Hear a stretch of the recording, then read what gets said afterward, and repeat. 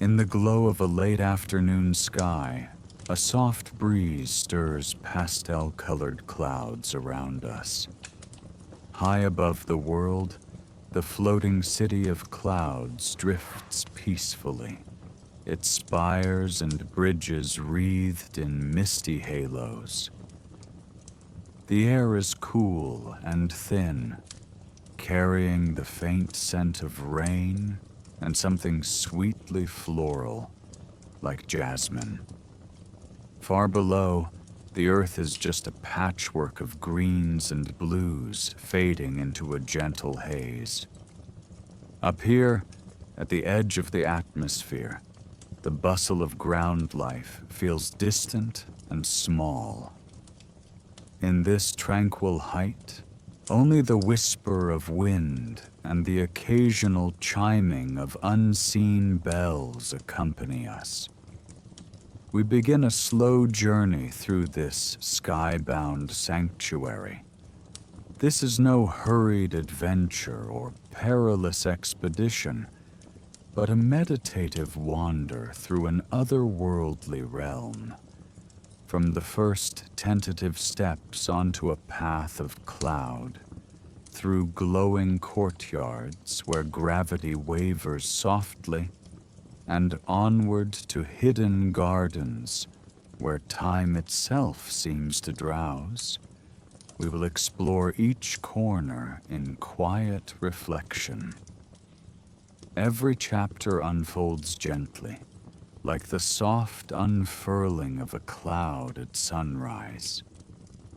Together they reveal the wonders of the floating city of clouds, a place where natural law bends gracefully and where serenity reigns supreme. Allow yourself to drift with the narrative, to imagine pearlescent towers glinting in perpetual twilight and streets woven from strands of light. Feel the airy cobblestones firm beneath your feet one moment and buoyant the next, as if walking on a living breeze. Hear the distant call of strange sky birds echoing between floating archways, and the soft hum of crystal orbs that illuminate the city in a gentle glow. See the sunlit cumulus domes turning gold and pink at dusk, and the innumerable stars revealed when night softly falls over the cloudscape. Through these sensory scenes, we will not only describe a fantastical city, but also evoke the calm, dreamlike atmosphere that pervades this height above the clouds. This journey is designed for rest. The tone will remain soft and unhurried, each transition as gentle as a cloud drifting across the horizon. We will wander through gravity-defying gardens, libraries where time pools like liquid, and quiet plazas where residents, if any reside here, move with unruffled calm. We will encounter the marvels of fluid gravity, stones that float as lightly as feathers and waterfalls that flow upward. We will pause in places where time has slowed to a languid trickle, allowing every moment to be savored. All will be told in a spirit of quiet discovery. Let the outside world fade and step with me onto a stairway of clouds. Our story begins at the brink of a new adventure, in the golden hush of evening as we approach the floating city of clouds. Chapter 1. The Ascent to the Sky City. The journey begins at dusk, at the boundary between earth and sky. Above us, the first stars are peeking out, and the sky is painted in watercolor hues of lavender and rose. There is no bustling rocket or roaring engine to carry us upward. Instead, a spiraling staircase of clouds presents itself, an ancient, ethereal pathway long hidden from mortal eyes. Each step is a pillowy tuft, solid enough to hold weight, yet soft to the touch. You place a tentative foot on the first step and find it stable, buoyed by some gentle force. With a calm heart, we begin to climb. The world below falls away gradually. With each upward step, the sounds of the earthly realm grow fainter. The rustle of trees in the evening breeze, the distant murmur of a river, the last chirps of birds tucking in for the night. A peaceful silence envelops us, broken only by the soft puff of cloud underfoot as we ascend. Gravity's pull weakens here. We notice our bodies feel lighter with every step.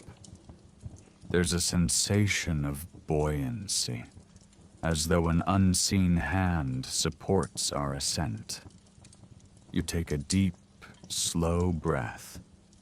The air tastes fresh and thin, tinged with the cool moisture of high altitude. It fills your lungs like the purest mountain air, invigorating yet calming. As we climb higher, the cloud staircase occasionally sways, not from instability, but with the natural ebb and flow of the air currents. It is like climbing a gentle spiral ramp in an old castle tower, except the walls here are made of twilight sky. You can see in every direction, an open panorama of dusk. To the west, the sun is a half-dipped crimson sphere, painting the horizon in stripes of gold, orange, and purple. To the east, the dome of the sky deepens into midnight blue, where a pale moon has risen, casting silver light on scattered clouds. Our staircase itself seems to emanate a faint luminescence, guiding our path as daylight fades. Halfway up our ascent, a low humming resonates through the air, a kind of welcoming tone. It vibrates gently beneath our feet. Looking up, we notice floating lanterns bobbing along the sides of the cloud stairway. They are spherical and translucent, each holding a tiny ember-like glow. These lanterns drift upward alongside us, as if escorting travelers. Their hum is soothing, almost musical, harmonizing with the whisper of the wind. A few curious sky creatures flit around the lanterns. They look like luminescent dragonflies, but on closer inspection their wings appear to be made of glinting vapors. They leave trails of sparkling mist as they zoom by, yet they make no sound at all. One pauses in front of us, hovering at eye level. Its delicate form refracts the lantern light into tiny rainbows before it darts away into the twilight. Step by step, we near the cloud bank above that conceals the city. The staircase leads into a vast stretch of pearly fog, tinted by sunset colors. Entering this fog feels like passing through a gossamer veil. Cool dew kisses our cheeks, and for a moment, vision is obscured by a soft, white glow. There is a profound silence, as if this cloud veil buffers all sound from outside. We pause for a moment, standing within the cloud itself, droplets of mist collecting on our hair and eyelashes. In this muffled, dreamlike quiet, one can sense the threshold of another world just ahead. Beyond the veil, a gentle light beckons. We take the last few steps upward, emerging from the cloud staircase onto a wide landing made of smooth marble-like stone.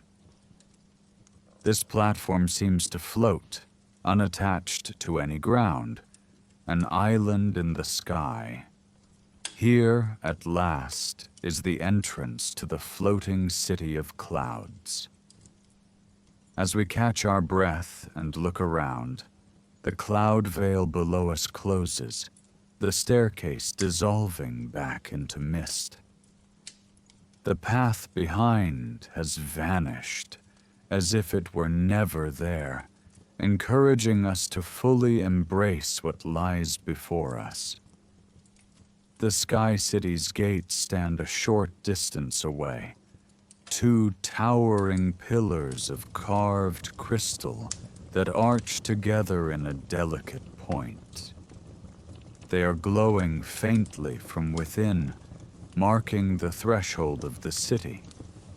No guards are visible, no walls surrounding this city gate, just these luminous pillars and a sense of invisible boundaries. Beyond them, shapes of buildings and trees float in mid-air or rest upon other cloudstone platforms, connected by slender bridges that seem to shimmer. It's a sight both surreal and breathtaking. An entire city suspended in the sky, aglow under the early stars. Before we step through the gate, we notice an inscription etched in flowing script upon the crystal pillars. Leaning close, you can make out the words which slowly reveal themselves in a language you intuitively understand. Traveler from below, with open heart and open mind, be welcome. In the city of clouds, may you find what you seek. Though unbound by earth, here your spirit shall not drift astray. Tread lightly, for the clouds remember each footfall. Breathe deeply, for the sky's breath is shared with you. Time is a gentle river here. Let it carry you calmly. May you journey in peace under our eternal dawn. Reading these lines, you feel a warmth and a reassurance. Any lingering worries of falling, of the unknown, melt away. You feel truly invited and safe. It seems the city itself has greeted us with wisdom, advising us to stay open, to move gently, to trust the unusual flow of time and gravity here. We exchange a quiet, knowing glance. We are ready to enter. Together, with light steps, we pass between the glowing pillars and officially cross into the floating city of clouds, our minds hushed in reverence and wonder. Chapter 2. The gates of dawn, entering the city. Stepping past the gate is like entering a new dawn. Though it was dusk moments ago on the earth below, here the light has a different character. It's neither day nor night in the usual sense. The sky around the city is a perpetual twilight, as if the sun has just set, but its glow remains, mingling with the rising moonlight. It might be this unique blend of golden and silvery light that the inscription called an eternal dawn. In this soft radiance, everything is gently illuminated without glare. The cloudscape city stretches out before us, gradually revealing its secrets. We find ourselves on a main thoroughfare of sorts, a broad pathway made of interlocking stones that look like polished ivory clouds. They are firm underfoot, yet they shimmer with each step, as though responding to our presence. On either side of this pathway float structures that resemble buildings, though far more graceful than any found on land. Some have the appearance of open-air pavilions with tall, slender columns spiraling upward, supporting roofs shaped like elegant canopies. Others are enclosed halls with walls that undulate like cumulus clouds frozen in time. There are even small cottages perched on individual cloud islands, each connected to the main path by arched bridges of light. As we walk slowly, our footsteps ringing softly on the cloudstone, an incredible vista opens up. The city has multiple tiers of floating terraces, each at slightly different heights, creating a sense of depth and verticality. Delicate staircases and ramps made of condensed cloud vapors connect these tiers, swirling gently as inhabitants move along them. Far above, we see additional structures hovering, maybe anchored by unseen forces or simply levitating. These upper tiers are like smaller clouds themselves, adorned with gardens and towers. And below, through gaps between pathways, we can glimpse the bottom of the city, which is nothing but sky and a tapestry of clouds far below. It's like looking down from a high mountain, except there is no mountain, only air beneath the foundations. Despite the openness, we feel no fear of heights. The city's very atmosphere seems to cradle us. When we near an edge, a subtle upward breeze steadies our balance. Railings of translucent mist form where needed, then gently disperse when we step back to the center. It's as if the city is alive and caring, anticipating our needs. We pause by one such edge to admire the view. Endless clouds tinted in moonlight, with occasional breaks where one can see tiny specks of light on the distant ground. Villages or towns far below getting on with their night. It is a humbling perspective, reminding us that we are in a sanctuary high above worldly concerns. Moving onward, we notice there are lampposts lining the main path. though they seem almost unnecessary in this ambient glow. Each lamppost is a slender, twisting vine of metal that might be gold or something akin to it, with a crystal orb at the top. Inside each orb floats a small cloud of its own that emits soft light. Some orbs shine with a pearly white, others with a faint blue or lavender. They light up as we approach and dim slightly as we pass, as if acknowledging our presence with a friendly nod of light. The first signs of life appear subtle at first.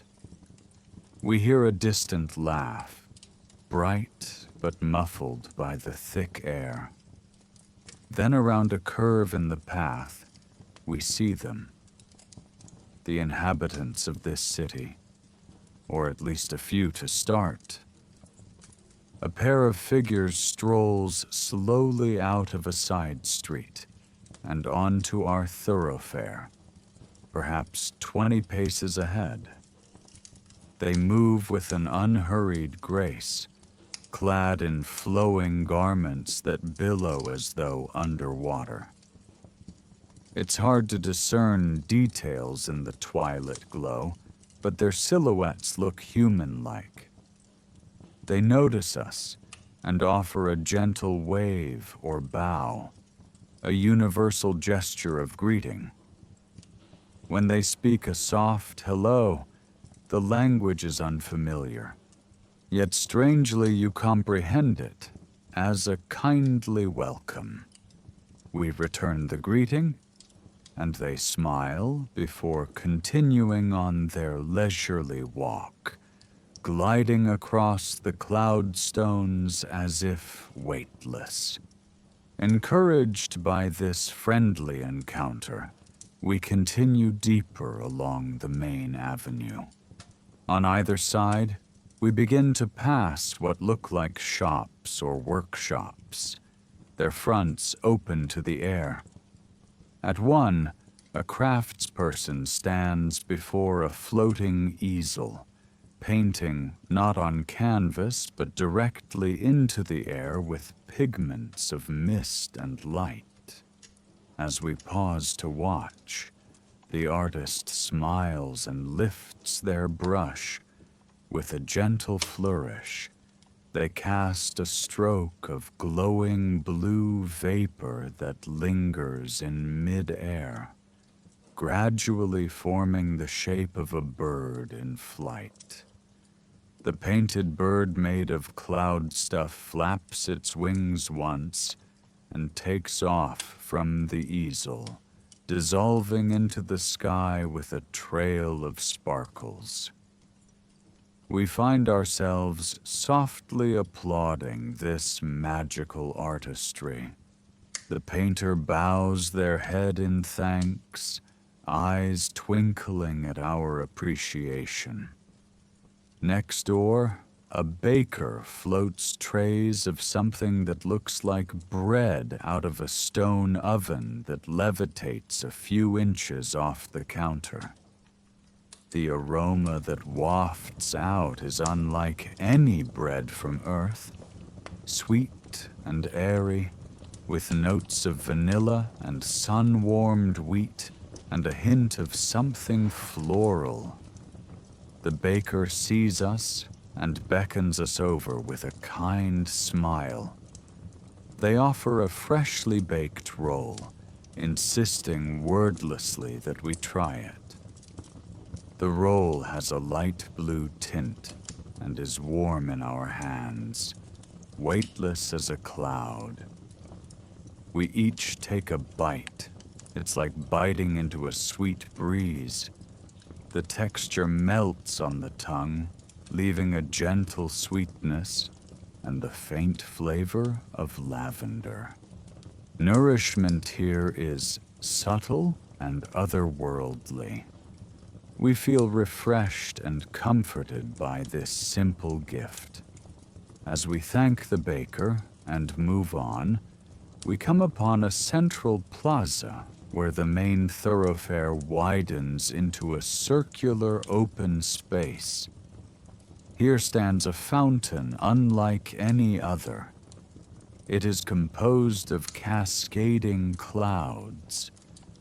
A pillar of slow, swirling white cloud rises from the center, and from its top, water flows upward in defiance of gravity, forming loops and arches of shimmering liquid that eventually evaporate into mist and rejoin the pillar.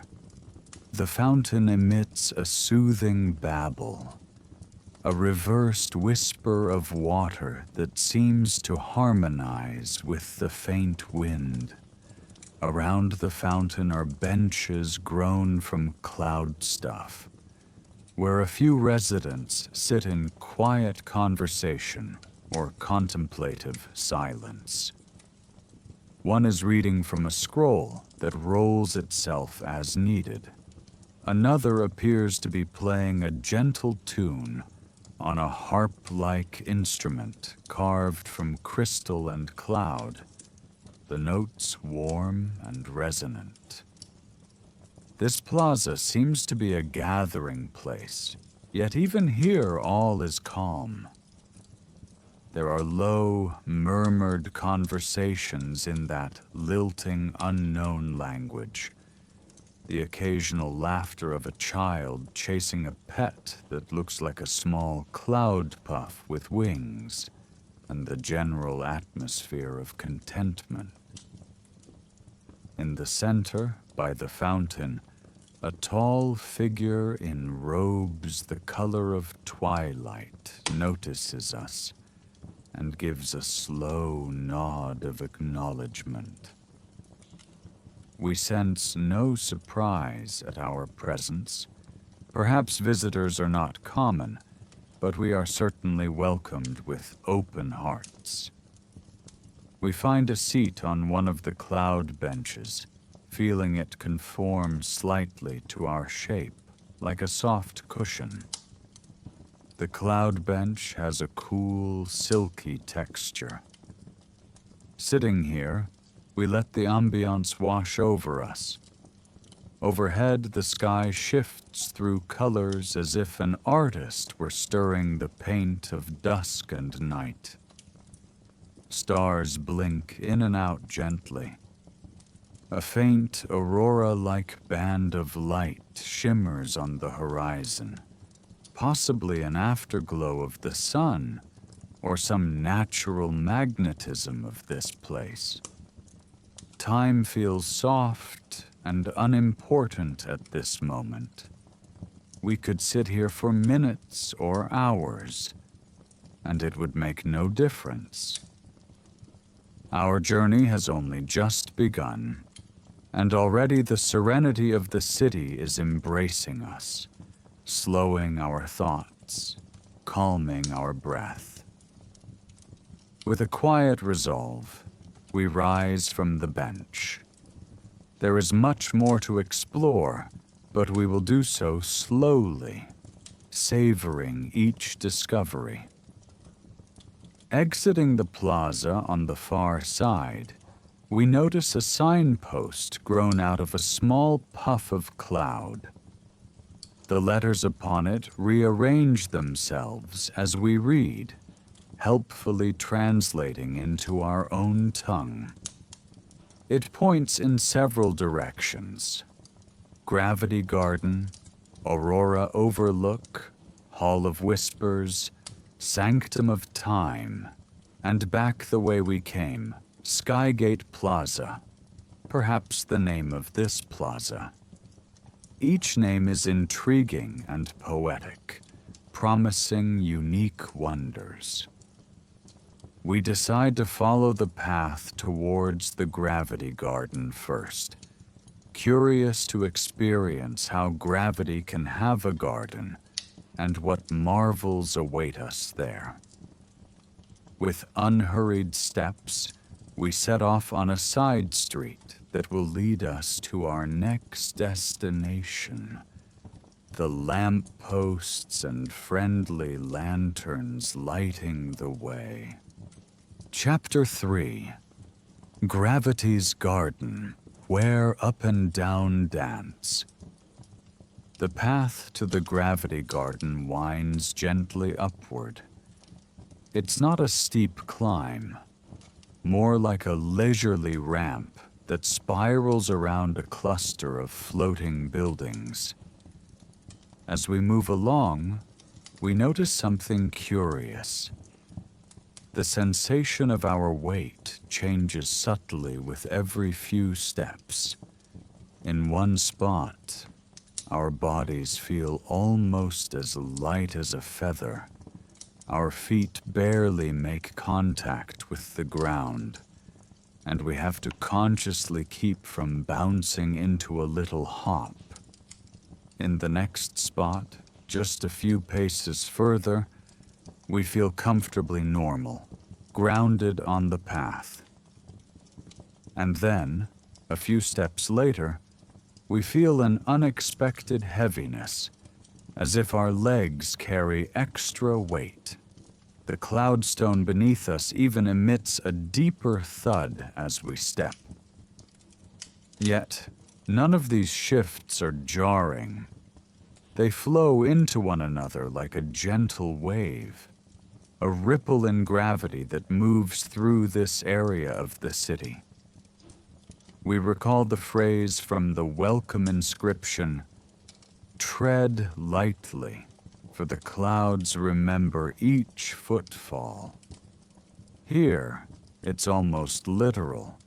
Each footfall is met with a different embrace by the ground, as if the clouds themselves are playing with us. Rounding the last curve of the ramp, we come upon the gravity garden. It announces itself not with walls or fences, but by the sudden presence of lush greenery and whimsical motion. The garden is an open expanse, perhaps the size of a small park, but it has no clear boundary. It just transitions gradually into the surrounding cloud structures and open sky. Within it, strange trees and plants float or sway in defiance of the normal rules of nature. We step off the path and onto a lawn of soft blue-green grass. The blades of grass here grow on small cloud mounds, and some tufts are actually hovering a few inches above others, like layers of a fluffy rug. When we press down with our foot, the grass beneath gives way and then gently springs back, while a few loose tufts float up and drift, only to settle elsewhere as if on a breeze. The trees around us have silver bark and leaves that look like thin sheets of mica or glass. One tall tree nearby has a network of roots visibly exposed and not entirely touching the ground. Every few moments, the entire tree slowly lifts a foot or two into the air, bobbing weightlessly, and then settles back down, as though it were breathing and gently levitating with each breath. Another tree is short and squat, but its branches coil upward, holding clusters of glowing fruit. A closer look reveals the fruits are actually small spherical stones, not organic fruit at all. They resemble polished marble, yet each one floats just below the branch that carries it, hanging in the air without a stem. When a light breeze passes, the stone fruits sway but remain hovering, tethered by an invisible force. We reach out to touch one. It's cool to the touch and hums faintly. As if sensing our curiosity, the tree's branch curls a little, offering the stone fruit in our hand. The moment we fully support its weight, it suddenly becomes heavier, like a normal stone. But as soon as we let go, it drifts back into its hanging position, regaining its weightless state. It's an enchanting demonstration of gravity's whimsical behavior here. Venturing further, we find a section of the garden where flowers float in midair, gently rotating around their stems, which are anchored in low cloud mounds. The blooms are of every imaginable pastel shade: peach, lavender, pale yellow, sky blue. And they emit a mix of fragrances that swirl together: rose and honey, fresh rain and morning dew. A particularly large blossom, with petals as big as our hands, drifts by our face. We catch a hint of its scent, a calming vanilla lilac, and it slowly turns toward us as if to greet us. A tiny winged creature, perhaps a butterfly or hummingbird analog, flutters up to this floating flower. The creature's wings are beating very slowly, far slower than a hummingbird's ought to, almost as if time is in slow motion for it. Yet it stays aloft, circling the blossom and sipping nectar from it before drifting off. Everything in this garden appears to be moving at its own chosen rhythm.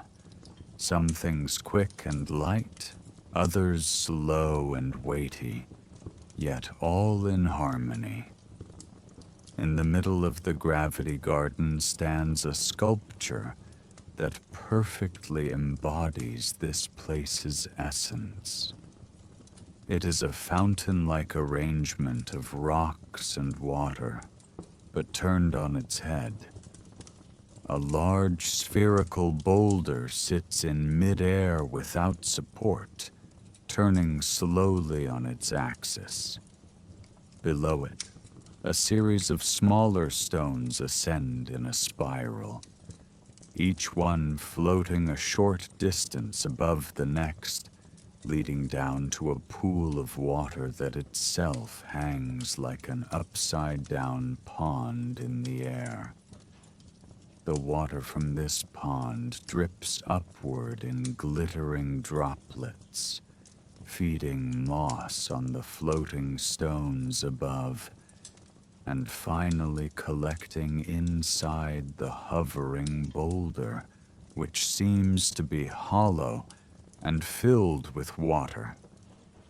Occasionally, when the boulder's unseen reservoir is full, it sends a shower of water out in all directions, but instead of raining downward, the water arcs out and then curves back up, drawn into the floating pond again. Watching this cyclic dance, we realize gravity here is not a constant downward pull, but a tide that flows in shifting directions. The garden harnesses this tide artfully, making an ever-changing, mesmerizing display. We wander along a path of stepping stones that themselves bob gently under our weight. This path leads us to a quiet corner where a small pavilion stands. The pavilion has no walls, just a roof of woven vines. Inside sits an elderly man with a long beard, dressed in robes that seem to be made of woven starlight. He is levitating a few inches above a cushion in quiet meditation. Perhaps he is the gardener or a sage of gravity. Not wanting to disturb him, we slow our steps and observe from a respectful distance. Around him, several stones of various sizes orbit his body, floating in steady circles as if he's the center of their little universe. With each slow breath he takes, the stones rise and fall slightly, responding to the rhythm of his breathing. It's a peaceful scene that shows a living being in perfect tune with the gravitational flux, balanced and serene. Though we do not speak, the man seems aware of us. He opens his eyes slowly and smiles. With a gentle motion of his hand, he invites us to sit on a nearby cloud tuft. We do so, and as we settle, the tuft adjusts and then levitates a foot off the ground, carrying us lightly. We feel a soft, reassuring pressure holding us in place, like an invisible seatbelt of air. The man raises a finger to his lips in a kind way, a gesture of shared quiet. Together we sit in silence for a few minutes, simply experiencing the garden's sensations, the shifting weight of our bodies as gravity flows around us, the flutter of floating petals, the low gurgle of the inverted fountain, and the sigh of the breeze through silver branches. In this silence, there's a deep sense of belonging and tranquility. After a time, the meditating man touches his hand to his heart and extends it toward us in a gesture of friendship. We mirror the gesture, feeling grateful for this wordless communion. He then gently guides our cloud tuft back to the ground with a nod, and closes his eyes once more, returning to his meditation. We rise quietly and step away, leaving him to his practice. As we depart that corner, we feel as though we've absorbed some of his calm into ourselves, carrying it with us. Before leaving the gravity garden, we take one more slow circuit around it, imprinting the scene in our memory. We watch gravity here like one might watch fish in a pond, noticing its currents and eddies, marveling at how liberating it feels when up and down are not fixed absolutes. A childlike urge wells up to play and experiment. And indeed, we see a couple of children, or perhaps they are just very small, fairy-like beings, giggling as they jump into the air, letting a low-gravity pocket fling them up gently, then drifting down onto a higher ledge of grass, only to slide down a slope that has them land lightly back where they started, repeating it in endless delight. The sight brings a smile to our faces. There is joy here, as well as peace. Finally, we return to the path by which we entered the garden. The gravity fluctuations ease as we move away from the lush center. Our sense of weight normalizes. stepping back onto the main walkway, we pause to look back at the Gravity Garden's dreamy landscape. A last glance at floating flowers and bobbing trees against the backdrop of a twilight sky. We have learned its lesson, that here, even something as constant as gravity can dance, and that by accepting the dance, we too can move freely and gently. With that lesson in heart, we continue on our journey through the city, eager to see what other wonders await. Our next destination, indicated by another signpost along the path, points toward the Hall of Whispers. Chapter 4: The Hall of Whispers. Voices of Sky and Memory. Leaving the Gravity Garden behind, we follow a narrow lane that meanders between slowly drifting buildings. The lane itself is interesting. It isn't flat like the main avenue or garden paths. Instead, it gently undulates, like we're walking on the back of a great, slow-moving beast made of cloud. With each soft rise and fall of the path, we catch different glimpses of the city around us. In the distance, one structure stands out. A long, cathedral-like hall suspended between two colossal cloud pillars. Delicate buttresses of crystallized mist arch along its sides, and a large oval window at its front glows with a pale blue light.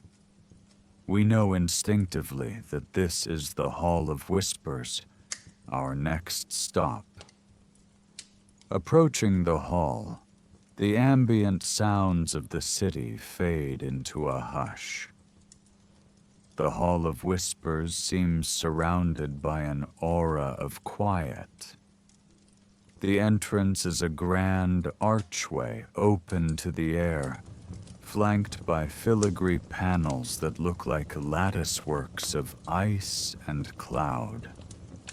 Before we step inside, we take a moment to run our fingers along the patterns of the arch. It's cool and tingles to the touch, leaving our fingertips feeling as if they've touched sparkling water. Taking a calming breath, we step through the archway. Inside, the Hall of Whispers is vast and dimly illuminated. The ceiling stretches high like a starless night, lost to darkness. But tiny points of light flicker there, perhaps reflections or small hovering lanterns.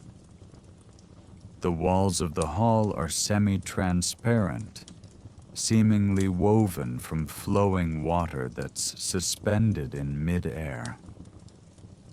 Along these translucent walls, we see shadows and shapes drifting slowly, as if they are echoes of people from long ago. The floor is smooth and cool, a single slab of dark stone that hums softly under our feet. It feels stable and grounding after the buoyant path here. A gentle figure approaches to greet us, a caretaker of this hall. She is tall and draped in gauzy robes that trail behind her like trailing mist. Her hair floats about her head in a halo, and her eyes carry centuries of kindness. She does not speak aloud. Instead, as she inclines her head in welcome, we hear a soft whisper directly in our minds. Not in any specific language, but a clear welcome and an offer to guide us through this hall. We nod gratefully and follow her deeper inside. The main chamber of the Hall of Whispers has rows of what might be considered seats or meditation pews. Though they have no backs, just gently curved benches of cloud stuff. Only a few other figures are present, sitting quietly, eyes closed or gazing ahead in contemplation. What truly captivates our attention is the center of the hall. Suspended in mid-air is a cluster of glowing orbs, perhaps a dozen of them, each one slowly circling the others in an intricate dance. They vary in size. The largest is maybe the size of a large pumpkin. The smallest, no bigger than a marble. They have a pearly translucence, each glowing with a faint inner light of various hues. Silvery, white, soft green, pale gold, lavender. As we draw nearer, we notice that from these orbs emanate whispering sounds. It's as if each orb is a seashell, and we're hearing the distant echo of voices from within. The caretaker motions us to sit on a nearby bench. We do, and she raises her hand subtly. In response, one of the orbs glides gently out of the cluster and comes toward us, floating at eye level. It pulses faintly with a blue glow. The whispers from it grow just a touch louder, still very soft, but now discernible. We lean in, listening. At first it's like trying to hear the ocean in a seashell, a broad susurration. But then, within that, we catch something. Words, not in our language, perhaps not in any mortal language, yet our minds understand their meaning. It is a voice recounting a memory or a story. We hear the gentle voice speak of a dawn many eons ago, when the city was young. It speaks of the first travelers who found their way up from the world below, much as we did, guided by a dream and a staircase of cloud.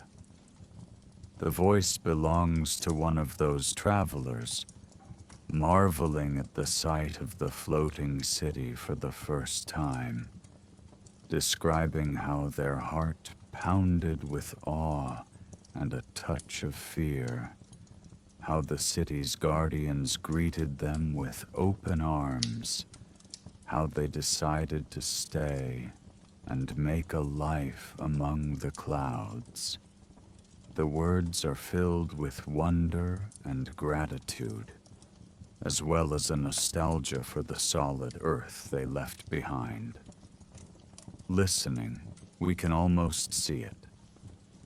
A small group of ancient humans stepping into this very plaza, perhaps, being welcomed by robed figures, deciding that this serene, strange place would be their new home. The orb holds the echo of that experience. As the whisper story concludes, the orb drifts back to its companions and resumes its slow orbit. The caretaker smiles at us, and in our mind, we hear her silent voice.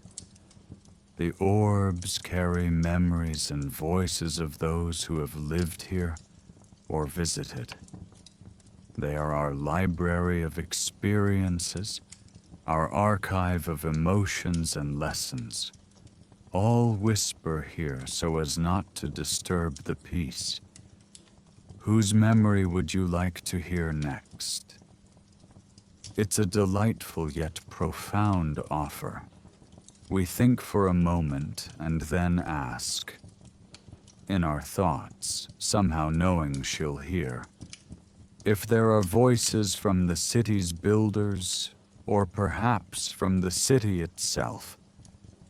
The caretaker's eyes sparkle. She extends both arms this time, palms up, and closes her eyes briefly. Two orbs detach from the cluster. One glows a soft gold, the other a muted rose. They hover before us, side by side. We listen to the golden orb first. Its whispers coalesce into a clear thought. This is the city speaking, or rather an embodiment of the city's consciousness.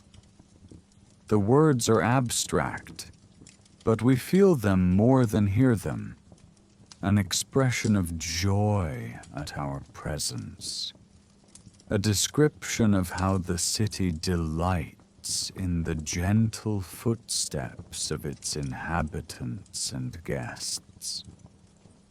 It speaks of being born of dreams, literally formed from the dreams of sky-loving souls. We sense images within the voice, dreamers on the ground looking up at clouds with longing, a powerful magic or will that drew these clouds together and gave them form, and the city coalescing over millennia, shaped by collective hope for a haven of peace. The city's whisper is like a lullaby, its tone that of a mother soothing a child.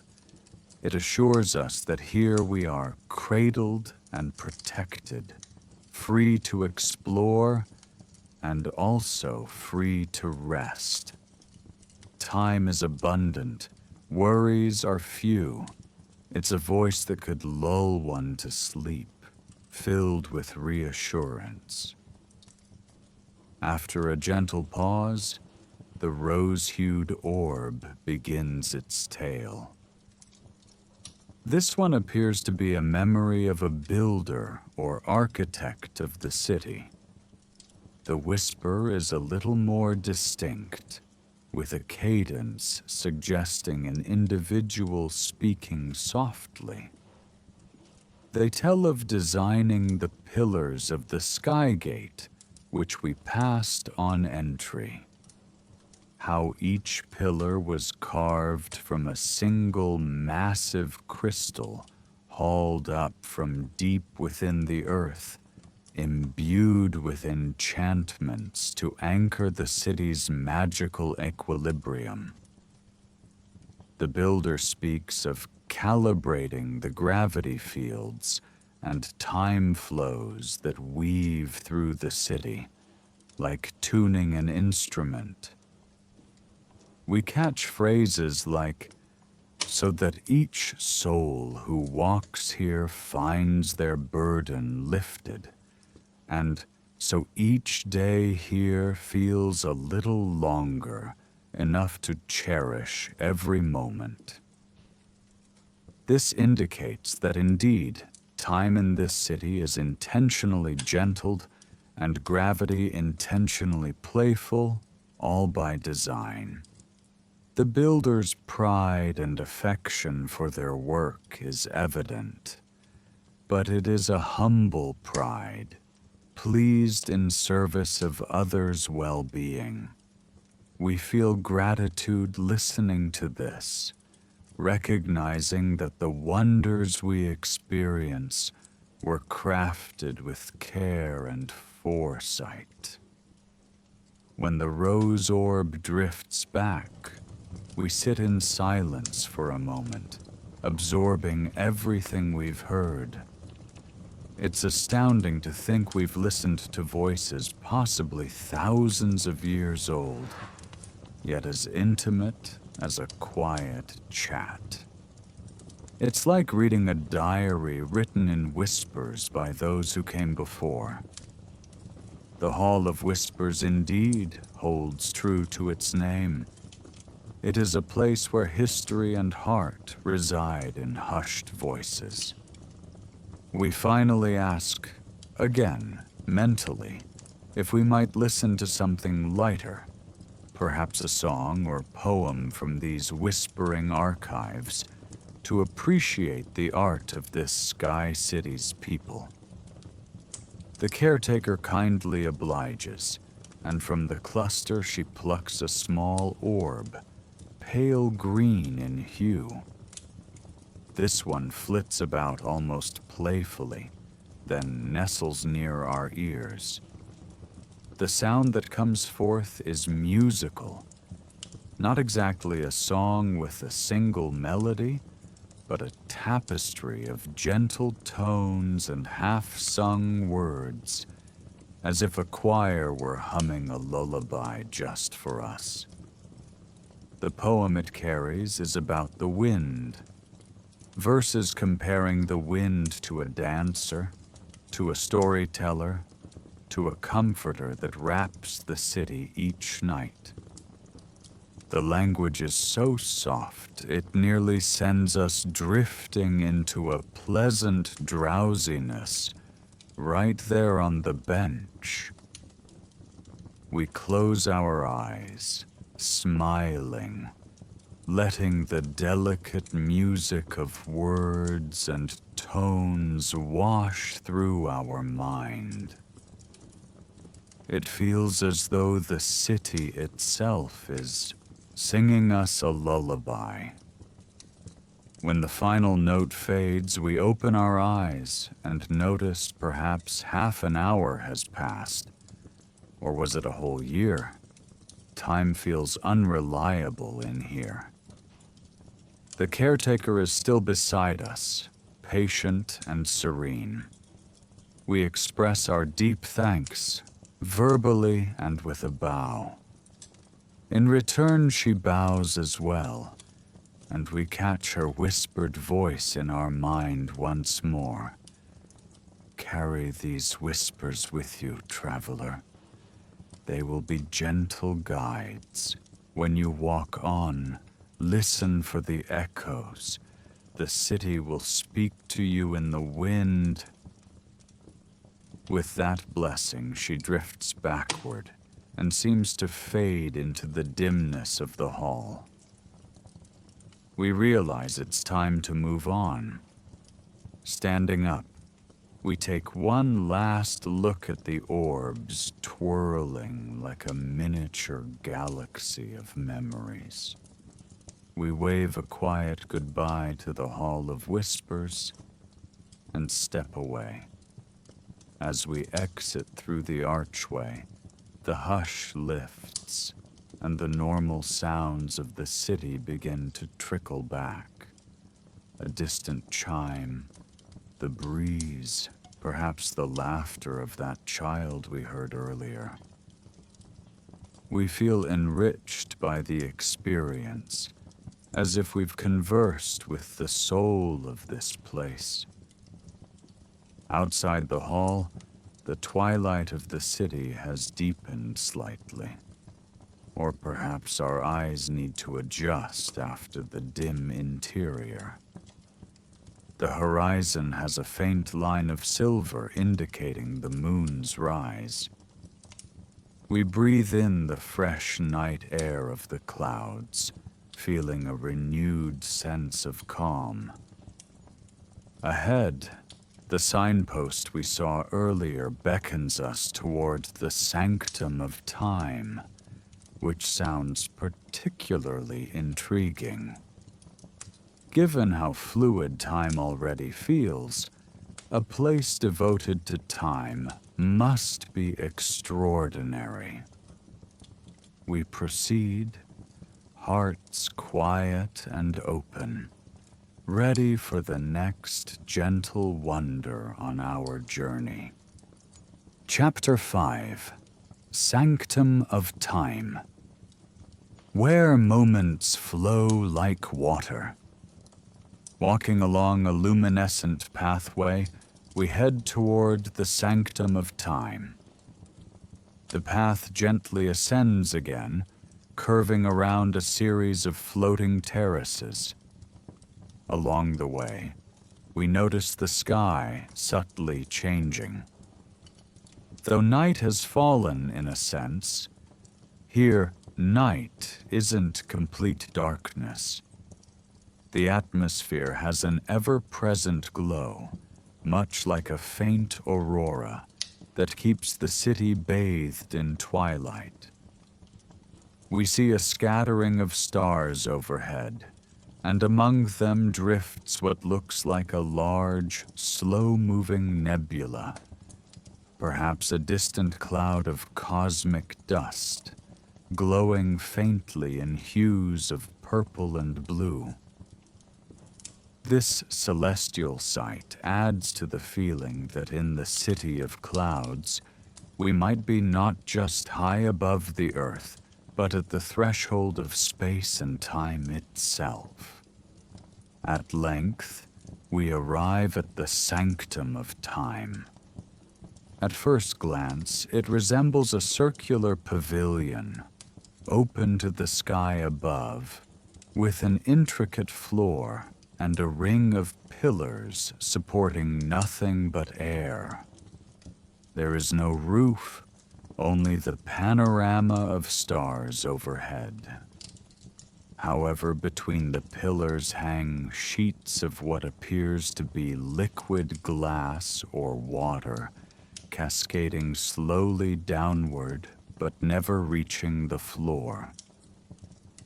They form a translucent curtain around the pavilion's perimeter, shimmering with reflections of the starlight. This creates a slightly distorted view of the outside when looking through, as if reality itself wavers at the edges of the sanctum. We step through one of these water-like curtains. It parts around us with a cool, tingling sensation, a bit like passing through a waterfall in slow motion. Inside, the floor is marked with a large mosaic clock face, but not a typical clock. It has many concentric circles, each marked with symbols and constellations instead of numerals. The hands of this clock are beams of light radiating from the center, moving at various speeds.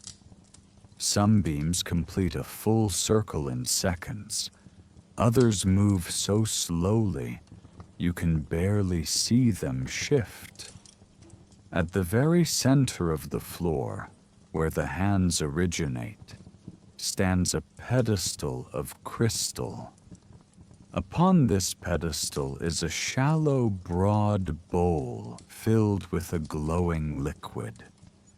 It looks like liquid silver or mercury, except it shines with all the colors of dawn. This must be the heart of the sanctum, perhaps a font of time itself.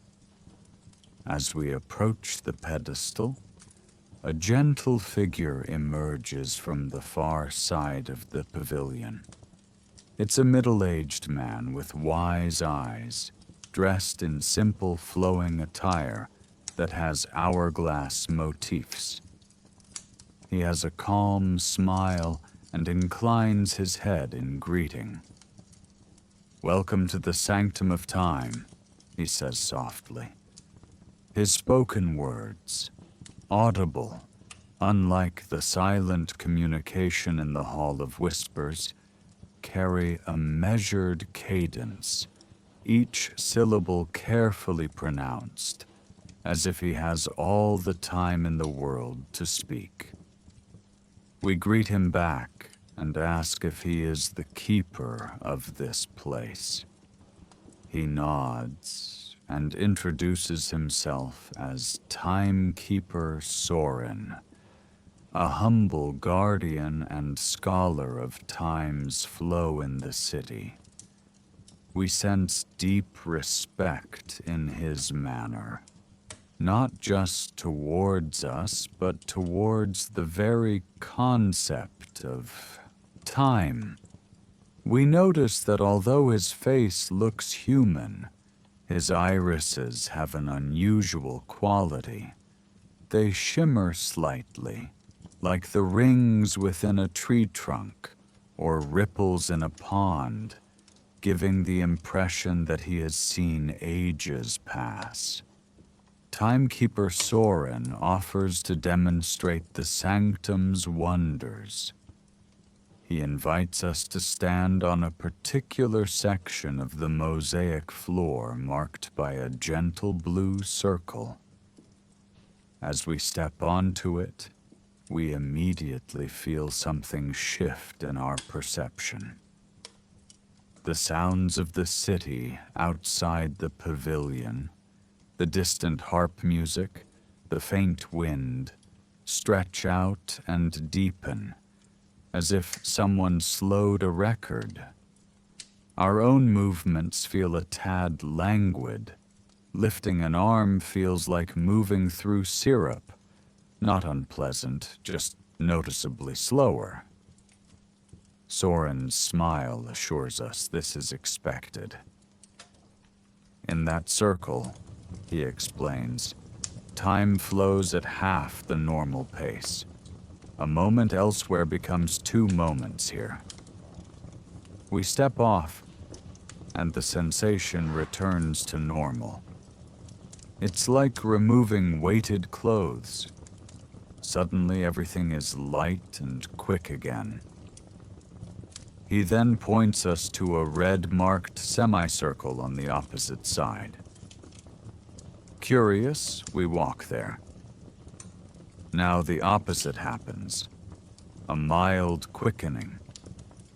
The breeze outside seems high-pitched, as if sped up, and our thoughts race briefly, though our bodies remain calm.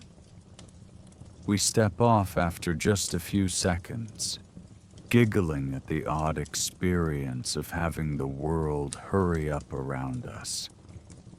Soren chuckles softly. That one can make a person a bit giddy, only a quarter of normal time. Useful if you want to speed through a tedious wait, but rarely comfortable for long. We realize that the sanctum is a place where time is malleable. These different sections on the floor correspond to different flows of time. Soren confirms this. Each marked zone is a kind of time field. The people of the city might come here when they need a moment to last longer or shorter for them. He mentions, for instance, lovers who are enjoying a night under the stars might sit in a slow time patch to make their night feel longer. Or a healer tending to someone in need of quick recovery might utilize a fast time patch so the patient heals in what feels like hours to them, while only minutes pass outside. All done in moderation and with respect, of course, as the city guides the process gently. We walk around the pavilion freely now, observing how our sense of time shifts subtly from spot to spot, marveling that such a thing is possible. Soren then beckons us to the central pedestal. In the glowing bowl is what he calls the water of time. Would you like to see something truly wondrous? He asks. At our nod, he produces a single petal from a pocket. It's from one of those floating flowers we saw earlier, a delicate blue petal. He drops it into the silvery liquid. The petal lands and floats. Then, with a swirl of his finger over the bowl, Soren causes the liquid to ripple. In the reflection of the bowl's glow, we begin to see images forming above the liquid. A kind of hologram or illusion. It's the flower that petal came from, shown in reverse sequence. First, the flower is in full bloom, as it was when the petal was plucked. Then slowly the petals unbloom, attaching themselves back to the bud. The bud closes and becomes a green bulb. The bulb retreats into soil. A seed appears. Then the seed itself seems to ungrow, finally vanishing with a tiny spark. We just watched the reverse time lapse of the flower's life, from bloom back to nothing, all in the span of a few breaths. Amazed, we look to Soren. He explains that the water of time can sometimes show the history of an object placed into it, or its future, depending on intention. He assures us the flower's life wasn't erased just by doing that. We only viewed an echo. He invites us to try, perhaps with something trivial. We check our pockets and find a small pebble we picked up from the cloud path earlier. It was a pretty polished pebble that caught our eye. We place the pebble in the bowl gently. The liquid, strangely, doesn't feel wet, more like a cool vapor that offers slight resistance. The pebble hovers on the surface of the liquid, then slowly sinks. Soren waves a hand, and the vision appears. We see a gigantic rocky cliff by the sea, waves crashing in reverse. A piece of that cliff breaks off but then rejoins, time moving backward. We realize we might be seeing the pebble's origin. The vision zooms in to a grain of sand that fuses with others, gradually forming the pebble. Then that pebble slots into a crack in the cliffside. It's an odd perspective, like watching history rewind.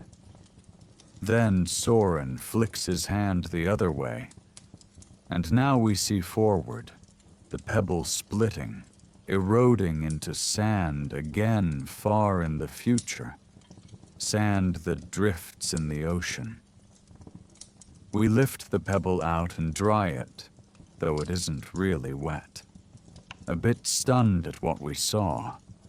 Such a simple object, yet within it, a story of ages.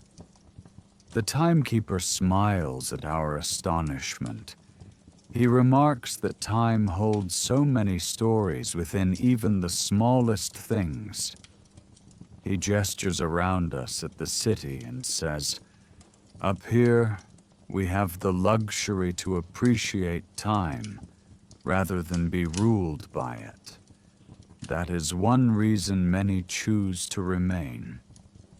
We understand, in our ordinary world, time can feel like a strict master, always pushing or dragging us. Here, time is more like a friend with whom one can sit and share a quiet afternoon endlessly." Before we leave the sanctum, Soren directs our attention to a particular constellation visible overhead through the open roof. He calls it the celestial clock. Indeed, looking up, we notice a grouping of stars that form the shape of a clock face and hands. It's subtle, but once pointed out, unmistakable. He tells us that this star clock moves far slower than any normal sky. One rotation of its hand is said to equal a century below. It's a reminder of how differently time flows here versus the rest of the universe.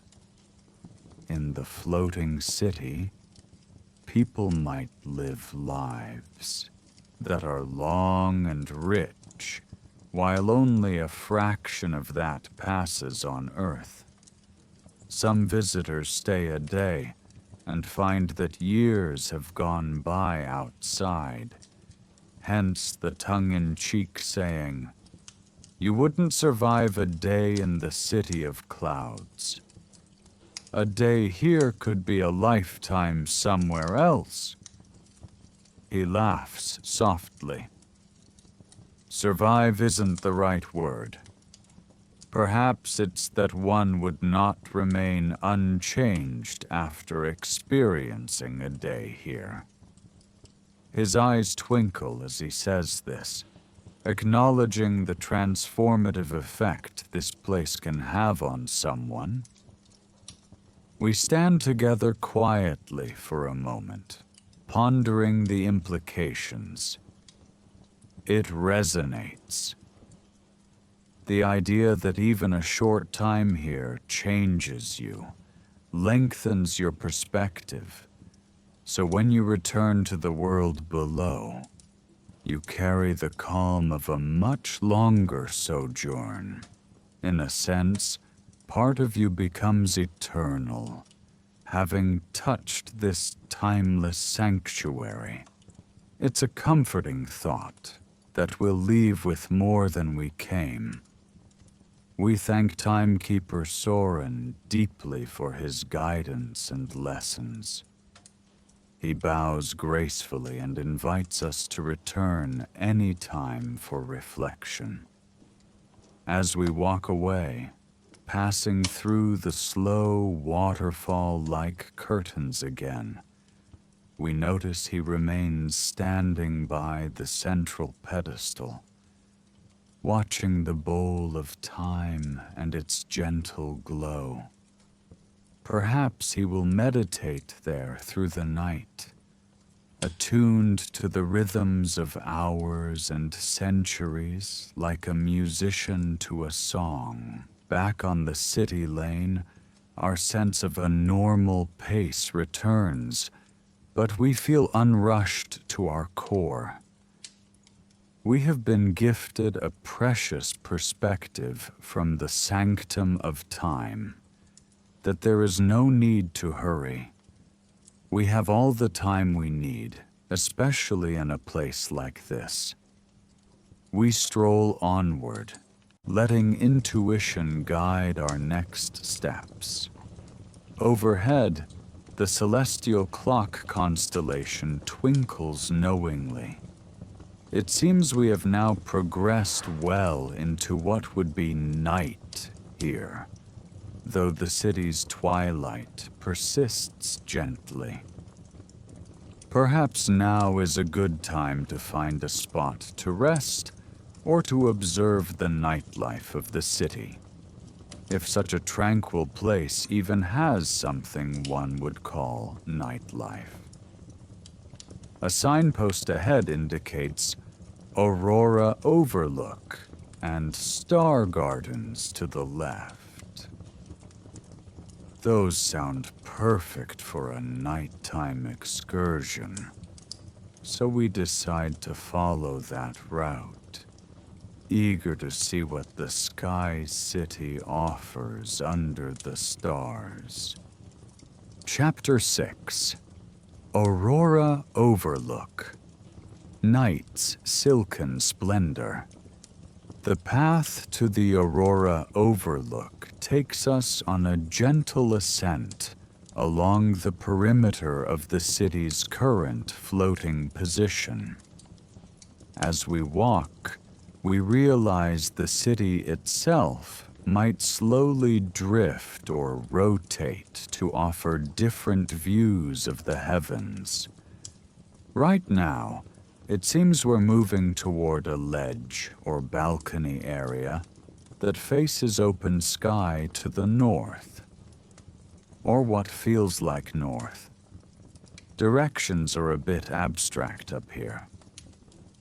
The air is cooler now, with a very light breeze that carries the scent of night-blooming flowers and a hint of something like ozone, the kind you smell just before rain, though no rain falls.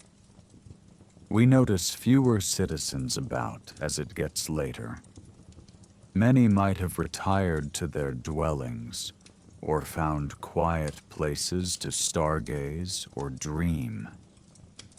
There's a lull in activity, making the city feel even more like a sanctuary. The lights from the lamppost orbs are dimmed more than before, just faint glows to mark paths. It seems the city's illumination itself respects a kind of night cycle, encouraging rest. In this soft, near darkness, we arrive at the Aurora Overlook. It is a broad terrace jutted out from the city's edge, with a low railing of carved cloudstone that looks like curling waves. The overlook has a few comfortable lounges.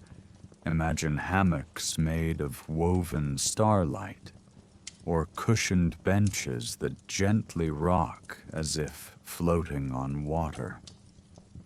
A couple of those are occupied by shapes of people reclining, perhaps even sleeping under the open sky. We quietly find a free spot at the railing where we can stand or lean.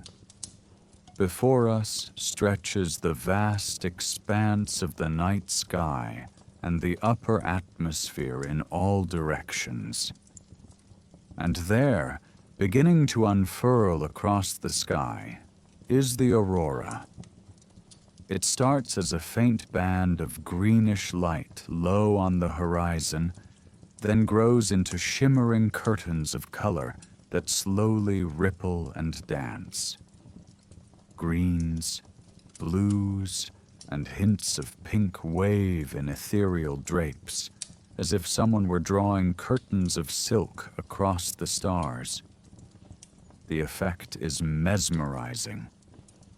At times, the aurora brightens, casting a gentle glow over the overlook. Our hands and faces are tinted in moving green light. Then it fades to a pale wisp, then surges again in a new pattern. It's an ever-changing cosmic ballet. Watching the aurora here is unlike witnessing it from the ground. We feel almost level with it, as though we could reach out and run our fingers through these luminous veils. In fact, as a curious experiment, we stretch an arm out over the railing and see tiny sparks of aurora light skitter over our skin, tickling slightly, then dissipating. It feels like touching the hem of a ghost's dress, intangible yet present. A soft gasp of delight escapes us at this gentle contact. The sky above offers more wonders, millions of stars, far more than one could see near the lights of cities on Earth. Up here, there is so little to obscure them. constellations we recognize mingle with unfamiliar ones. Perhaps we are seeing stars only visible from this high vantage or in this magical realm. A bright band of the Milky Way arches overhead, and we can even discern the faint coloration of nebulae and distant galaxies, like tiny smudges of rainbow in the night. Every so often, a shooting star streaks by. But curiously, instead of a quick flash, the meteors here move slower, leaving a longer trail that hangs in the sky for a while. Perhaps in this realm where time is gentle, even shooting stars take their time crossing the firmament. One particular meteor casts a golden trail that lingers for nearly a minute, a fiery feather drawn across space. We make a silent wish on it, for how could we not? A wish that encapsulates the peace and wonder of this moment, perhaps a hope that we can carry this tranquility back with us always. A quiet voice comes from our left. We turn and see a young woman standing at the railing a few feet away, also gazing out. "Beautiful, isn't it?" she says. We agree wholeheartedly, whispering our assent, as if loud speech might shatter the delicate beauty. She introduces herself as Arya, a resident who tends the star gardens, which we saw signposted, and often comes to the overlook at night to gather inspiration from the skies. We ask about the star gardens, intrigued by the name. Arya smiles and points to a softly lit path on the other side of the overlook. They're just beyond, a place where constellations bloom like flowers. Seeing our curiosity, she offers to guide us there whenever we're ready. We decide to linger a bit at the overlook first, soaking in the aurora's dance for a few more minutes. Arya seems content to quietly share the view, perhaps pleased at our appreciation for her city's night. In the relative silence, aside from occasional gentle breezes and the distant sound of maybe a night bird or two, we become aware of our own calm breathing and heartbeat. This vantage point invites a kind of meditation. Our thoughts slow down, matching the swaying rhythm of the aurora.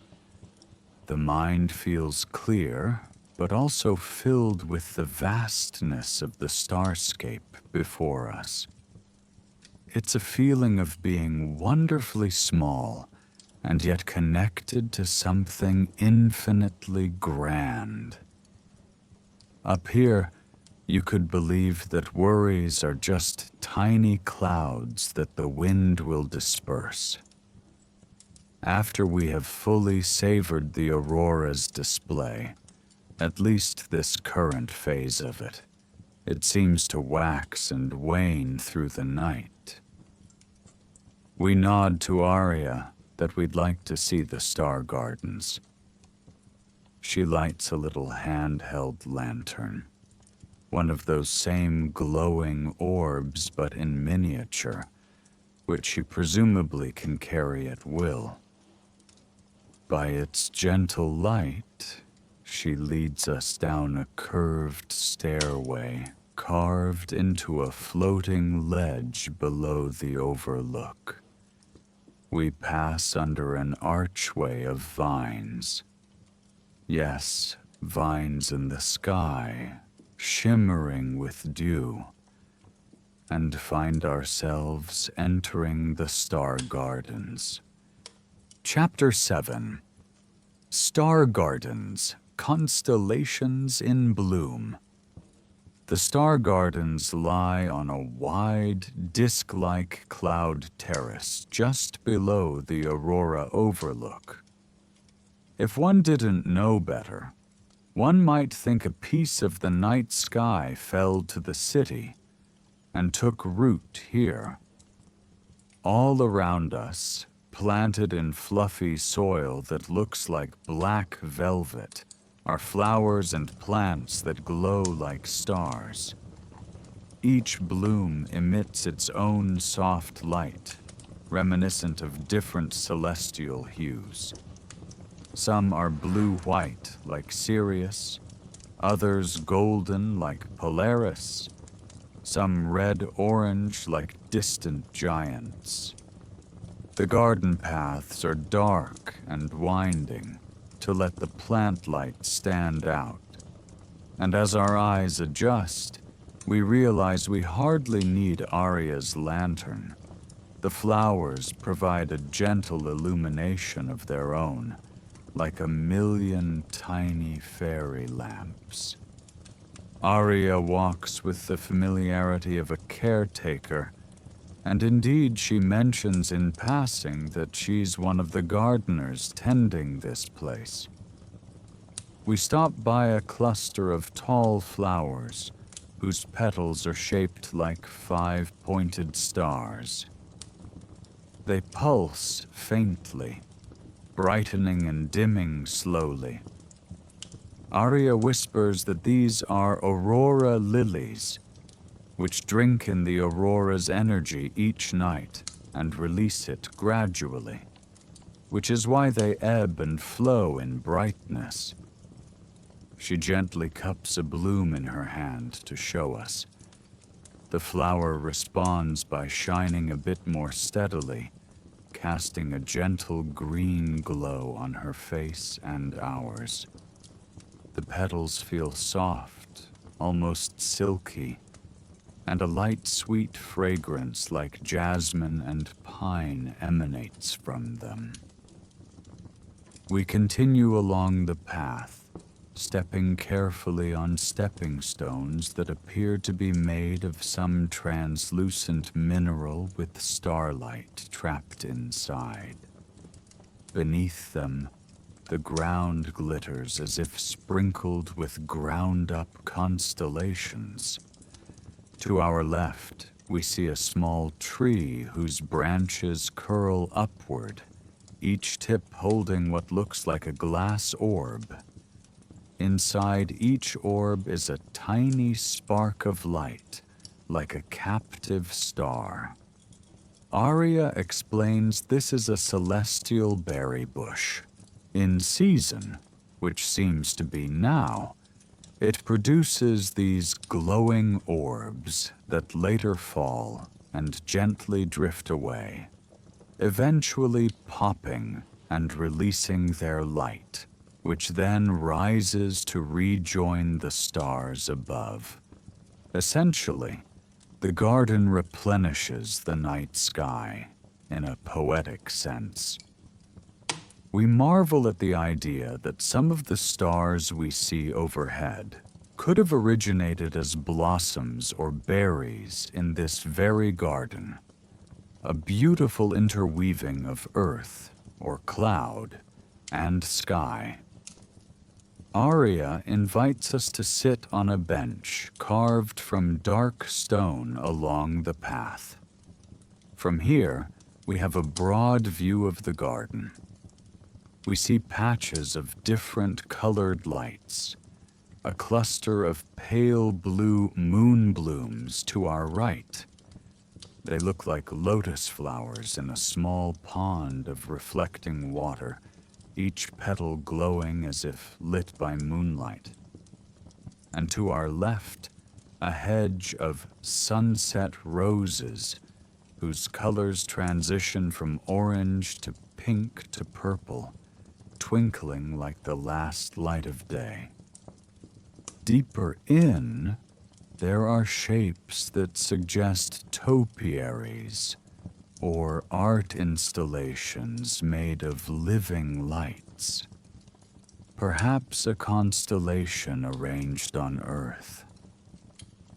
We spot one that looks like the outline of a great bird with outstretched wings, formed by dozens of small, starry blossoms on invisible stems. It reminds us of Cygnus, the swan constellation, and indeed, Aria confirms that many constellations have representations here, grown lovingly by the gardeners to mirror the heavens. While we sit, Aria shares softly how the garden is cared for. Every morning, which might not be our typical morning, but when the city's eternal dawn brightens a bit, the star gardeners collect any fallen star petals and expired blooms. These are placed in a special well at the center of the garden, which she points out, a round basin that faintly glows silver. In that well, the spent lights dissolve, feeding the soil with stardust that nourishes the next generation of blossoms. It's a continuous cycle of light and life. The garden does require tending, but in a gentle way, ensuring each plant has the right balance of cloud moisture, a touch of aurora now and then, and occasional pruning when vines of light grow too wildly. Aria laughs quietly as she mentions pruning. One imagines cutting a stray beam of light as one would trim a rose stem.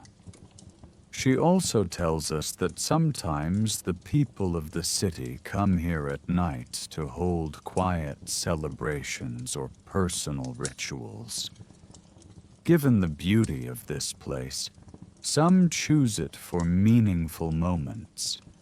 A proposal under the stars, a farewell to a loved one.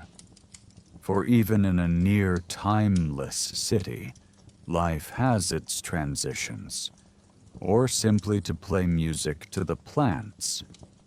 In fact, she notes, tomorrow night a small ensemble plans to give a concert here using glass harmonicas and harps, as a kind of offering to the stars and the city.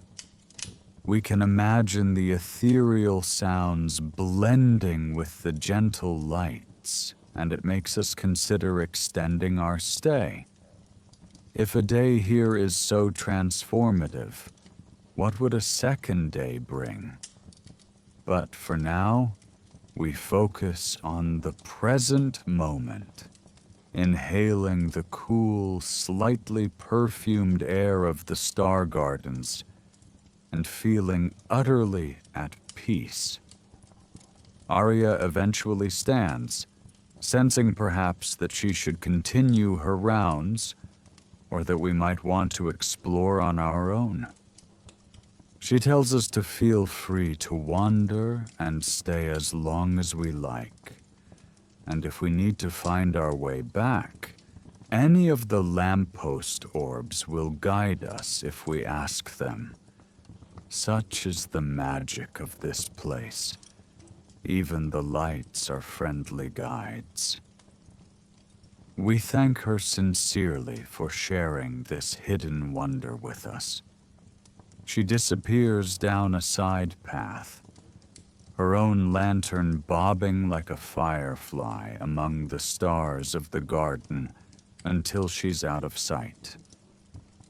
Alone, though never truly alone in a place so full of gentle consciousness, we decide to take a slow stroll deeper into the star gardens.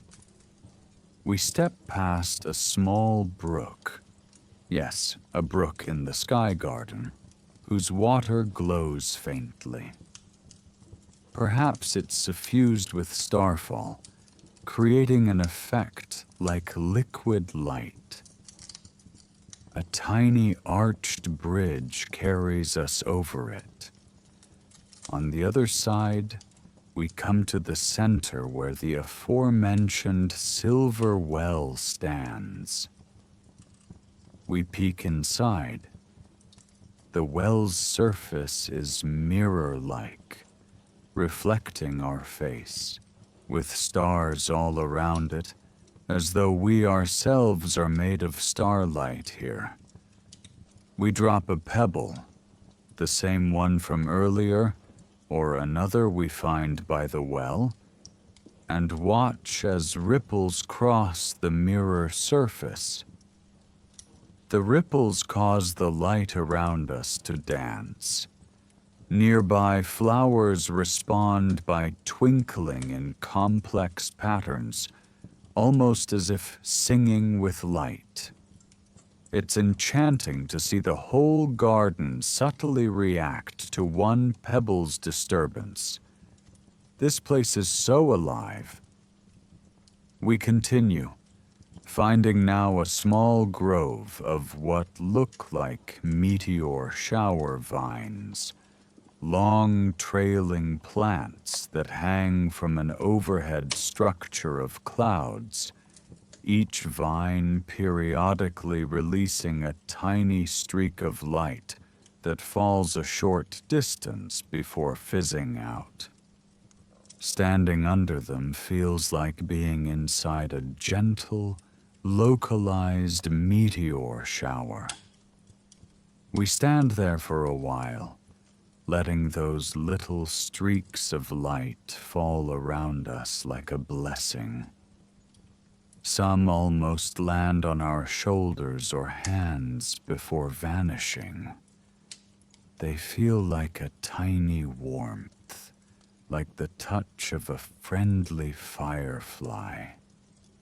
Eventually, we find ourselves back near the entrance of the gardens where we came in, though perhaps from a slightly different angle. The time spent in the star gardens has been magical, and we feel a sense of fullness, as if our heart has been fed with beauty.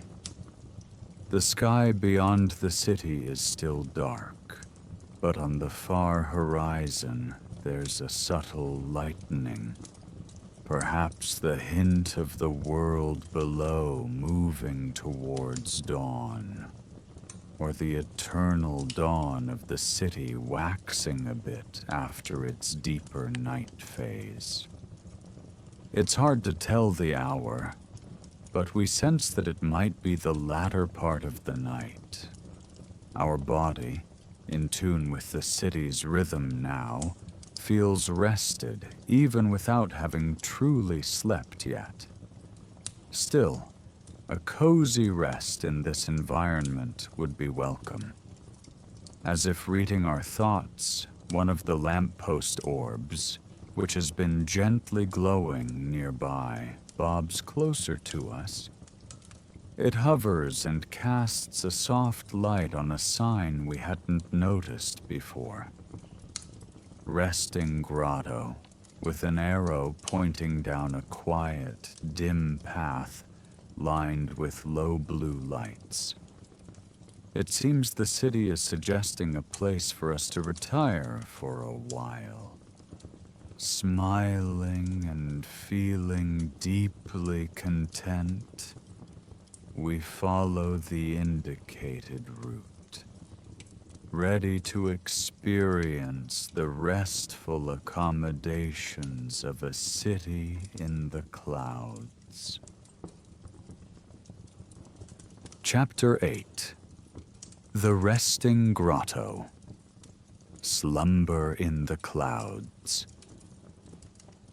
We follow the softly lit path away from the star gardens. The ambient sounds have grown even quieter. We can hear our own gentle footsteps and the distant, lulling chorus of the night. Perhaps a few nocturnal birds cooing, or the faint rustle of wind through some trees. The path slopes downward and leads us to a secluded area on a lower tier of the city. The resting grotto reveals itself as a sheltered nook carved into a thick bank of clouds. Picture a natural cave, but instead of stone, its walls and ceiling are made of densely packed, glowing cloud material, giving it the appearance of a cozy snow cavern illuminated from within. The entrance is an arch woven with luminescent, night-blooming vines. Maybe those same vines from the star gardens have tendrils here.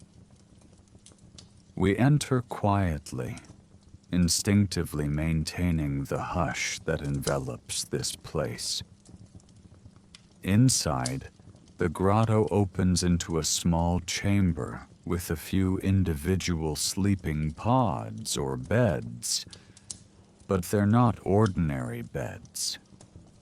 Each is like a hollowed-out cloud or a giant cocoon of cottony light. There are 3 such resting places visible.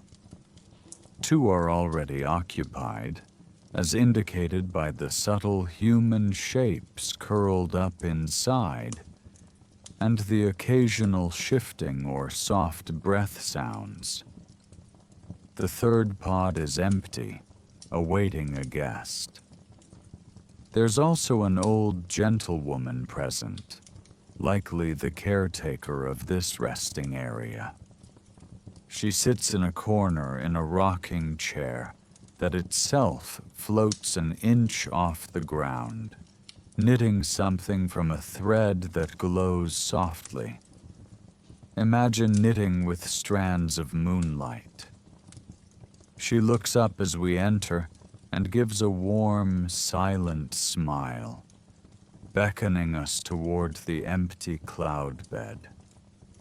We approach and examine this unique bed. It's essentially a cradle of cloud stuff resting on the floor. The edges are slightly firmer than the middle, forming a soft bowl shape, just the right size for an adult to lie in.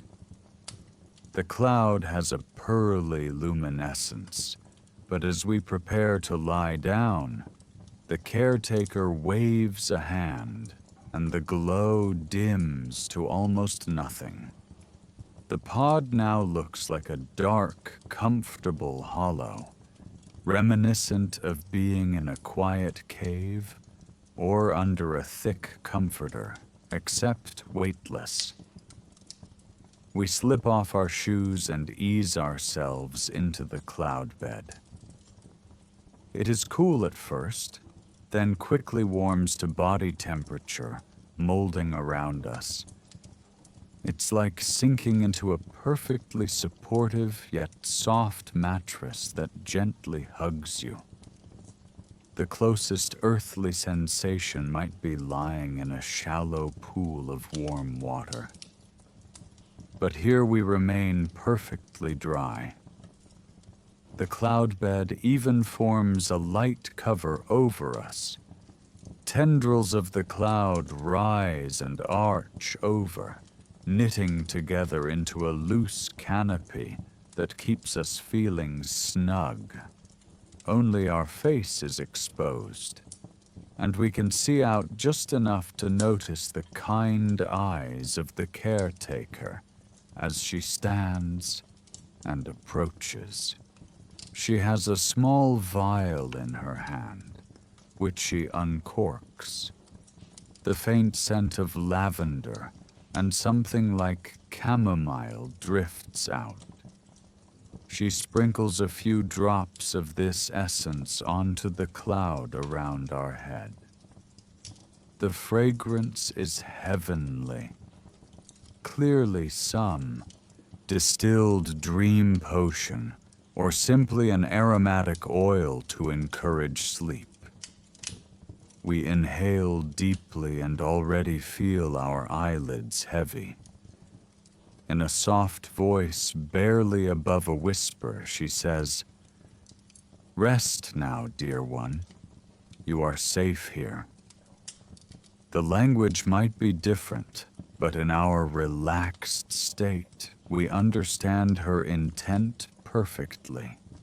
She hums a quiet lullaby, not particularly a known tune, just a soothing sequence of notes that blend with the natural sounds of the grotto, a gentle dripping of condensed dew somewhere, the occasional whoosh of a distant wind outside.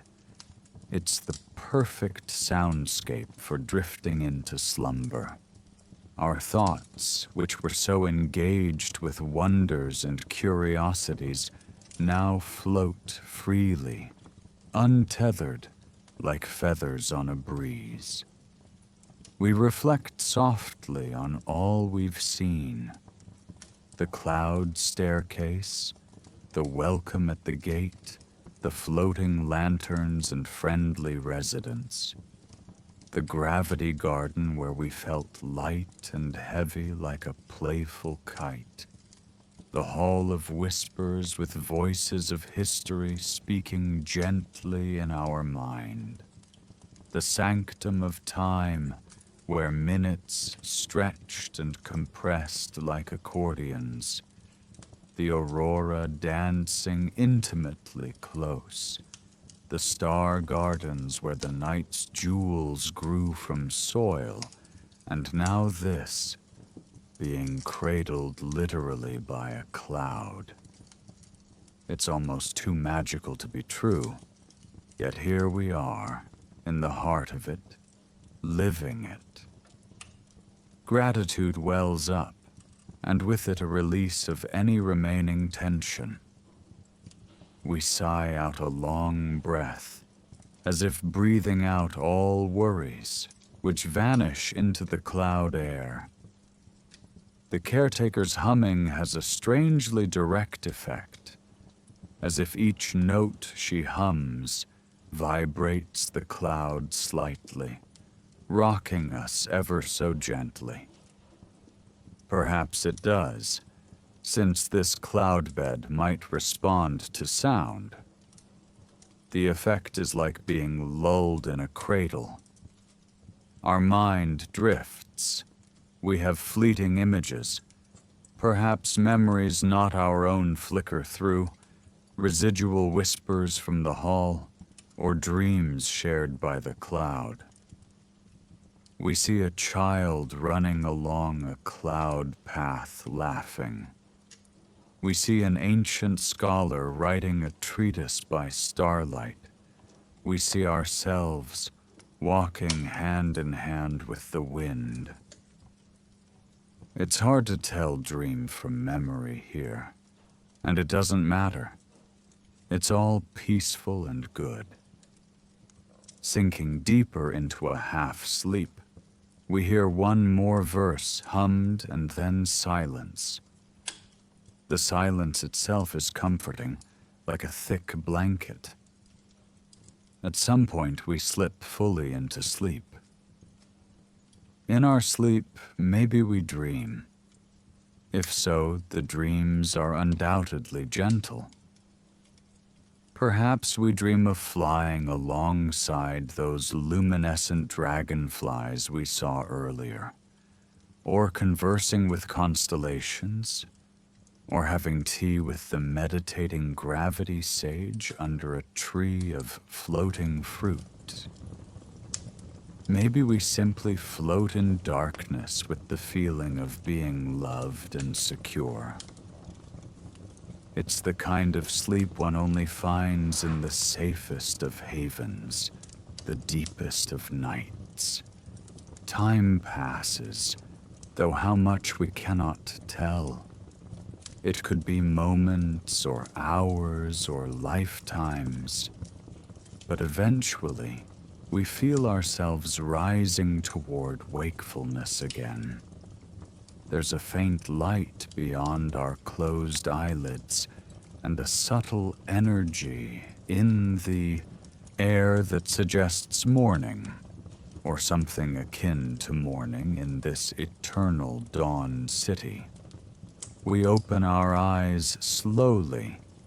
The cloud canopy over us has dissipated on its own, and above, where the grotto's ceiling was, we see that part of it has opened. Literally, the cloud ceiling has parted to let in the sky. Looking up from our cloud bed, we see a soft indigo sky with a sliver of pink, suggesting a sunrise hidden somewhere. A few delicate cloud wisps drift overhead. It's like awakening outdoors, yet still sheltered. We sit up, feeling utterly refreshed.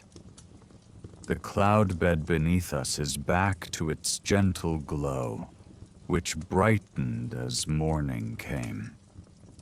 The caretaker is nowhere in sight.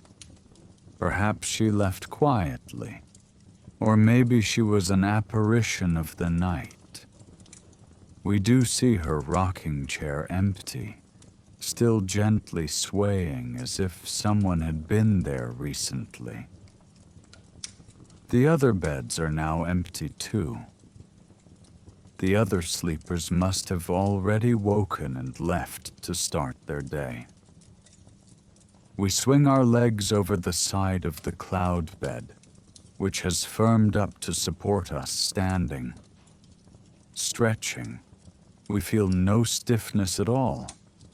In fact, we feel light and energized, as if any fatigue was completely wicked away by the cloud's magic. There's a tranquil silence in the grotto, a kind of sacred quiet of morning. We find our shoes where we left them and step outside the grotto. The air greets us with a mild sweetness. The city is in a dawn-like glow again. If one didn't know better, one might think hardly any time passed. The lighting is similar to when we first arrived. Yet, inwardly, we sense the completion of a full cycle of rest. Perhaps in this city, the day-night cycle is more for mood than necessity. People sleep when it feels right, not by mandated darkness. And for us, it was perfect. Now, standing again on the pathway, we contemplate our next steps. In many journeys, this might be the point of departure, to return to the world below after a night's rest. But here, we recall Soren's words about a day here being transformative. Have we been here a day yet? It feels like we've gone through phases of one: arrival at evening, exploration at night, rest, and now a new dawn. This could well mark the completion of one full day in the floating city of clouds. And what an experience it has been. Part of us hesitates to leave, wondering if we might tarry just a little longer. Maybe find breakfast with the baker we met, or bid farewell to new friends like Arya or Soren. Another part of us feels a gentle pull, like a feather caught in a breeze, suggesting it might soon be time to drift back down to Earth, carrying all this within us. We decide to let the city itself guide us to the conclusion of our visit. With a grateful heart, we start walking slowly back toward the main plaza, Skygate Plaza. The city is a touch quieter than during the previous evening's stroll. Perhaps many are still in their morning routines or meditations. As we walk, we notice details we might have missed before. The subtle way each lamppost orb has etched patterns that project faint florals on the ground, or how some bridges have chimes dangling underneath that ring softly as people step on them, creating music with movement. The interplay of light and cloud and architecture is harmonious. Soon we come full circle, arriving once more at the central plaza with the fountain. It looks a bit different now. The upward flowing fountain is catching the rosy light of a hidden sun, making each droplet glimmer like a tiny opal as it floats upward. Around the plaza, a few shops have reopened their fronts. We see the baker from yesterday pulling out trays of fresh morning buns, perhaps cloudberry muffins, and the painter setting up a new canvas of air. The atmosphere is gently lively, yet still calm by any standard of a city. A few residents wave at us in recognition. The baker waves with a flowery hand, possibly hoping we stop by for a bite. The artist gives a cheerful nod. Even the robed figure by the fountain from earlier gives a little salute, as if acknowledging we have spent a night among them and are now part of the city's story. We do step by the bakery to pick up a morning treat. It seems fitting. Today he has something like a croissant, but it shimmers.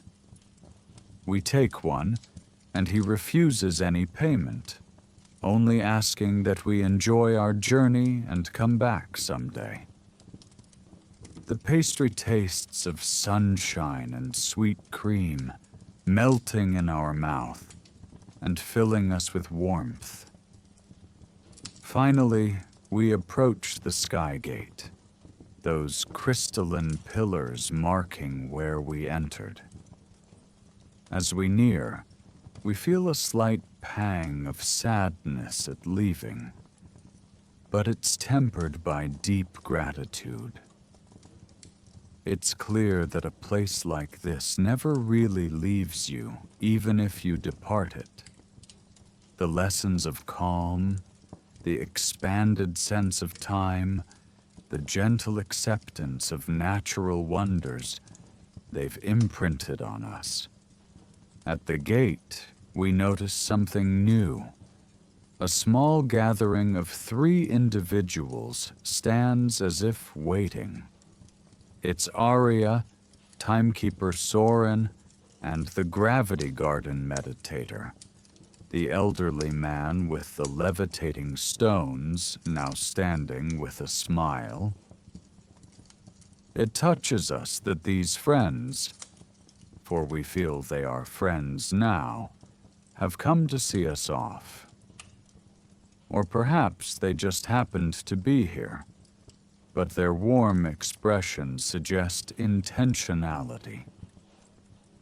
Arya hands us a tiny bouquet of starflowers, a few little blossoms from the garden, still glowing softly even in the daylight of the city.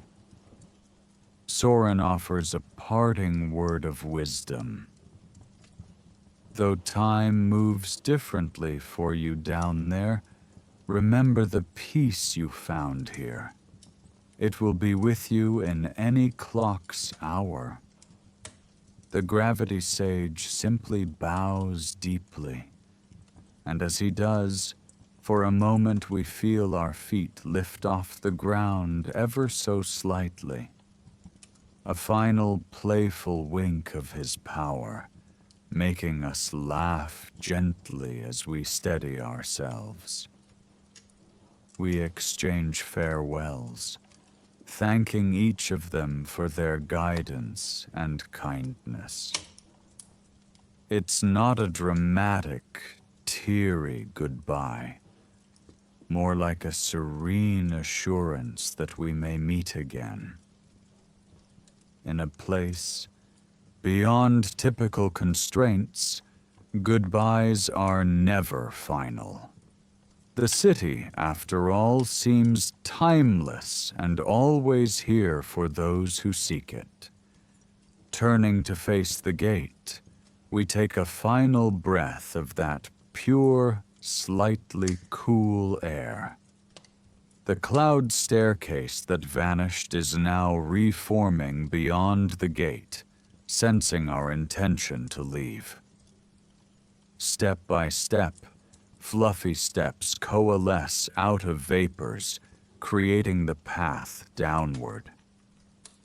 The staircase seems more swift this time, as if the city knows we are now confident and carry part of it within us. We give one last look back at the floating city of clouds. From this vantage, we see the full splendor. Islands of gleaming white and pastel structures suspended against the blue, connected by arcing bridges. The central fountain's mist-catching light, a few winged creatures crossing between spires, the aurora faintly residual in the far sky, and the people, tiny from here, moving gracefully in their morning routines. It is a picture of tranquility that will be forever etched in our memory, like a painting of a paradise we visited. With that image in our heart, we step onto the cloud stair. The downward journey begins. The friends at the gate watch until we dip below the cloud bank, then likely return to their lives. We descend slowly, each step carrying us gently back to the world below. The staircase itself feels even softer underfoot, almost reluctant to let us go, but steady in its purpose. We pass again through the veil of cloud, getting one last dewy kiss on our faces. The sky around us transitions from twilight to the true colors of sunrise as we near the earth. Morning is breaking below, golden light spreading over fields and rivers, which come into clearer view as we descend. The sounds of the earth, birds chirping, distant farm animals, the rustle of trees, greet our ears gradually, growing from a faint suggestion to a lively chorus. When our feet finally touch solid ground at the base of the cloud staircase, the last steps dissolve behind us like mist in the sun. We stand in a familiar world, dewy grass under our feet, the smell of earth strong after having been in airy heights, the horizon lit with the newly risen sun. Yet we are not the same as we were before this journey. There's a lightness in our chest, a clarity in our mind, and a calm in our soul that only such a fantastical, restful adventure could have given. We glance upward. High, high above, the sky is brightening to blue, and there is no sign of the city. It hides behind its cloud cover, and perhaps in a different layer of reality. But we know it's there, somewhere above the clouds, carrying on, awaiting perhaps another visit, or simply continuing to be as it has for ages. As we take our first steps back into our daily life, we carry the floating city in our heart. When life feels heavy, we will remember the gravity garden and let burdens float a bit. When rushed, we'll recall the sanctum of time and find patience. When night comes, maybe we'll look at the stars and think of the star gardens, knowing some of that starlight might have once been cradled in a petal. And when we sleep, perhaps we'll imagine the cloud bed and feel again that deep safety and peace. In this way, we did survive a day in the floating city of clouds. Not only survived, but truly lived a day of wonder and tranquility. And in doing so, discovered that a part of us will forever dwell in that serene, surreal city where gravity is fluid, time slows down, and the spirit is light.